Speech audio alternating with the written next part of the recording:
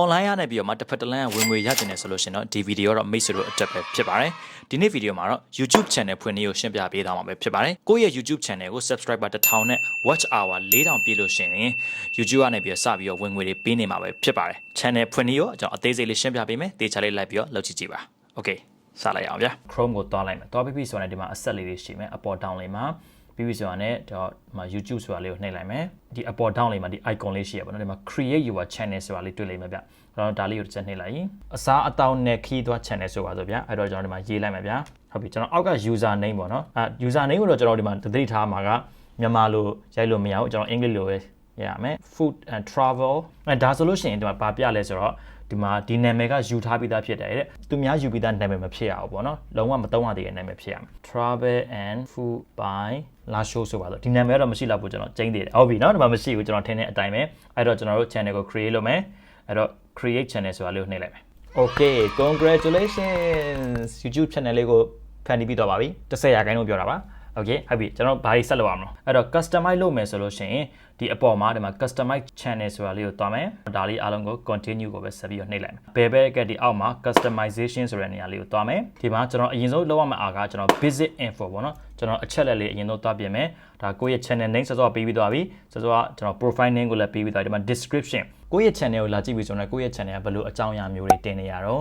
ကိုယ့်ရဲ့ biography ပေါ့နော်ကိုယ့်ရဲ့နောက်ခံအကြောင်းလေးကိုနည်းနည်းလေးပြောပြဖို့လိုတယ်ဟုတ်ပြီဒီမှာတော့ကျွန်တော် description ကတော့အတူကောက်လေးပဲရေးလိုက်တော့မယ်ကိုယ့်ရဲ့ channel အောက်မှာဒီမှာ add URL ဆိုတဲ့ဟာလေးဒီမှာတွေ့လိမ့်မယ်ဒီမှာကျွန်တော်တို့ကကိုယ့်ရဲ့ Facebook page တွေရှိတဲ့အခါမျိုးပြီးတော့ Instagram တို့ဘာလို့ရှိရဲဒါမှ TikTok တို့ဘာလို့ရှိရဲဆိုလို့ရှိရင်ဒီမှာသွားပြီးတော့ထည့်လို့ရကျွန်တော်ဒီမှာနမူနာအနေနဲ့ add link နေရာမှာကျွန်တော်ရဲ့ Facebook page ကိုကျွန်တော်ထည့်ပြပါမယ်ဟုတ်ပြီဒါကတော့ကျွန်တော်ရဲ့ Facebook page ပေါ့နော်ဒါလေးကိုကျွန်တော် copy ကူးလိုက်မယ်ဗျာကူးပြီးဆိုတာနဲ့ဒီ URL လေးကိုဒီမှာထည့်လိုက်မယ်ထည့်ပြီးဆိုတော့ဒီဘက်ဘေးမှာကျွန်တော် type ရိုက်လိုက်မယ် my Facebook page ပေါ့နော်ကိုယ်ဆက်သွယ်ရမယ့် email address လေးဒီမှာရှိရဲဒါမှကိုယ့်ရဲ့ video တွေကိုလူတွေသဘောကျပြီးတော့ကိုယ်နဲ့ collab လုပ်ချင်တယ်ကိုယ်ဆက်သွယ်ချင်တဲ့ခါမျိုးမှာဒီမှာ email address တွေကျွန်တော်တို့ထည့်ထားပြီးဖို့လိုပါတယ်အဲ့တော့ဒီမှာကျွန်တော် email address ကိုထည့်လိုက်မယ်အဲ့လို email address ထည့်ပြီးဆိုတော့ဒီအပေါ်ဆုံးမှာဒီမှာ publish ဆိုတဲ့ဟာလေးကိုဒါလေးကိုနှိပ်ပြအောင်နှိပ်ပါဒီဟာကိုမနှိပ်ဖ ೇನೆ နောက်ထပ်တစ်မျက်နှာကိုတွားလိုက်ပြီးဆိုလို့ရှိရင်တော့အားလုံး save ဖြစ်မှာမဟုတ်ပါဘူးအကုန်လုံးပြတ်သွားမှာပဲဖြစ်ပါတယ်အဲ့တော့publish ကိုနှိပ်ပါပြီးပြီဆိုတော့နောက်တစ်ခုကတော့ကျွန်တော်တို့က branding ပဲဖြစ်ပါတယ် branding ကိုနှိပ်လိုက်မယ်ဟုတ်ပြီ branding ဆိုတာဒါကတော့ profile ပေါ့နော်ဒါဒီ profile ကိုကျွန်တော်မကြိုက်ဘူးဆိုတော့ကျွန်တော်တို့ပြောင်းလဲလို့ရတယ်ဗျာ remove ကိုနှိပ်လိုက်မယ်နှိပ်ပြီးတော့ကျွန်တော် upload ပေါ့နော်ဒီ profile ဒီပုံလေးကိုပဲကျွန်တော်ရွေးလိုက်မယ် done ဆိုပြီးတော့နှိပ်လိုက်မယ်ဟုတ်ပြီကျွန်တော် banner ဒီကောင်ကလည်းအရေးကြီးပါတယ်ကျွန်တော်တို့ရဲ့ YouTube channel ကိုလာပြီးတော့ကြည့်လိုက်တာနဲ့ဒီ banner လေးကတက်ရရှိရဲသူကဘာအကြောင်းအရာကိုပြောချင်တာဒါတွေကိုကျွန်တော်ကအကဲဖြတ်လို့ရတယ်ပေါ့နော် banner ဆိုတာဘယ်လိုပုံစံမျိုးကိုပြောတော့ကျွန်တော်တစ်ချက်ပြပေးမယ်ဟုတ်ပြီ banner ဆိုတာကျွန်တော်ဒီအပေါ်ကဟာလေးကိုပြောတာပဲဖြစ်ပါတယ်banner ကိုလောက်တာကလည်းဒီမှာသူလောက်ရမယ့်ဒီမှာ size လေးကိုလည်းကျွန်တော်ပြထားပေးရပေါ့နော်တကယ်ကြတော့ကျွန်တော် banner လုပ်ဖို့အတွက်ကအချိန်ပေချာလေးယူပြီးတော့သူရဲ့သတ်မှတ်ထားတဲ့ ratio တွေရှိတယ်ပြီးတော့ဘယ်လိုဟာမျိုးတွေထည့်တင်တယ်ဘယ်လို design မျိုးတွေဆွဲတင်တယ်ဆိုတော့အသေးစိတ်ကျွန်တော် video လုပ်စီချင်လို့ရှိရင်တော့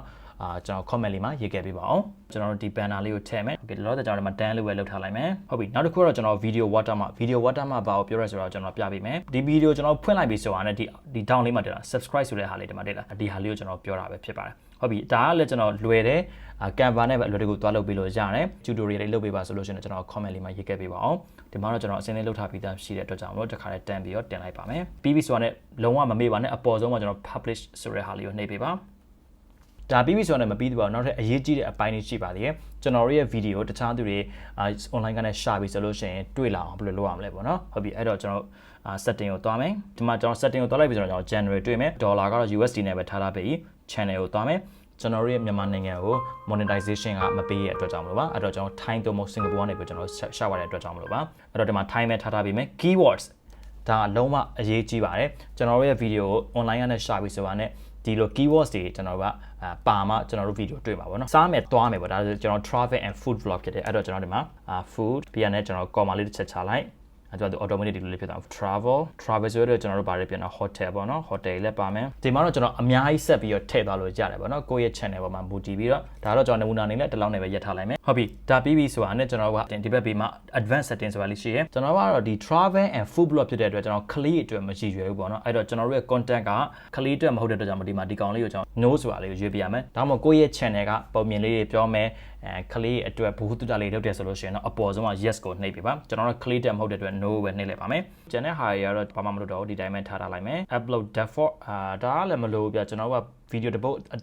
တင်တိုင်းမှာကျွန်တော် title တွေကလည်းပြောင်းနေမယ် description ကလည်းပြောင်းနေမယ်ဆိုတော့ကျွန်တော်ဒီကောင်ဒီတိုင်းပဲထားလိုက်မယ်ဟုတ်ပြီကျန်တဲ့ဟာတွေကကျွန်တော်တိတ်ပြီး tutorial မလုပ်တဲ့အတွက်ကြောင့်ဒီကောင်ကိုကျွန်တော် save လုပ်လိုက်မယ်ဒါဆိုလို့ရှိရင်တော့ကျွန်တော် YouTube channel ကတော့ဖွင့်ပြီးသားပြီပဲဖြစ်ပါတယ်ဟုတ်ပြီအဲ့တော့ကျွန်တော်တို့ဒီမှာ profile ကိုသွားမယ်သွားပြီးတော့ကျွန်တော် YouTube channel ကိုသွားလိုက်ပါဒါကတော့ကျွန်တော်တို့ရဲ့ YouTube channel လေးပဲဖြစ်ပါတယ်အဲ့တော့ဒီမှာလောလောဆယ်တော့ဘာမှတော့မရှိသေးဘူးဟုတ်ပြီအဲ့တော့ကျွန်တော် video တွေတင်ရတော့မယ်ဟုတ်ပြီအဲ့တော့ကျွန်တော်နောက်ထပ် video မှာကျွန်တော် YouTube channel မှာ video လေးဘယ်လိုတင်ရတယ် thumbnail လေးတွေဘယ်လိုထည့်ရတယ်and ဒါလေးလည်းကျွန်တော်ထပ်ပြီးတော့ပြပေးသွားမယ်ဟုတ်ပြီကျွန်တော် channel ကတော့ကျွန်တော်ဖွင့်ပြီးသွားပြီကျွန်တော် video တွေတင်ရတော့မယ်အဲကြလို့ရှိရင် video တွေဘယ်လို edit လုပ်ရလဲဆိုတော့ရှင်းပြပေးထားတယ်ဒီ video နှစ်ပုဒ်ကလည်းမိတ်ဆွေတို့အတွက်အသုံးတည့်စေမှာပဲဖြစ်ပါတယ် okay အားလုံးနောက်ထပ် video မှာပြန်ဆုံကြမယ်နော် bye bye